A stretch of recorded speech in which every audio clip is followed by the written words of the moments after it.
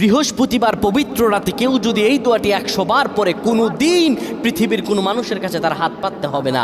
পৃথিবীর সব কিছু তার পায়ের নিচে আল্লাহ হাজির করে দিবেন। দারিদ্রতা থেকে মুক্তি দান করবেন, বিপদ আপদ থেকে মুক্তি দান করবেন, তার সম্মানকে সুউচ্চতা দান করবেন, অসুস্থতা থেকে দূরে রাখবেন। আল্লাহর অশেষ দয়া ও রহম তাকে দান করে দিবেন। সুবহানাল্লাহ। বৃহস্পতিবার রাত এটি গুরুত্বপূর্ণ রাত। এই রাত সপ্তাহে একদিন আসে। আরবিতে রাত আগে আসে, দিন পরে আসে। সুতরাং বৃহস্পতিবারের যে দিন গিয়ে রাত, এটি বৃহস্পতিবার রাত নয়, এটি শুক্রবারের রাত, এটি জুমাবারের রাত, এটি দোয়া কবুলের রাত, আল্লাহর কাছাকাছি হওয়ার রাত। সুবহানাল্লাহ। এই বৃহস্পতিবার রাত আল্লাহ তাআলা বান্দার দোয়া কবুল করেন। কেউ যদি বৃহস্পতিবার রাতে ঈশা নামাজের পরে পবিত্র হয়ে ইয়া হাইয়ু ইয়া হাইয়ু ইয়া হাইয়ু ইয়া রফিয়ু ইয়া রফিয়ু ইয়া রফিয়ু এই দোয়াগুলো পড়তে পারে 100 বার, আল্লাহ রাব্বুল আলামিন তার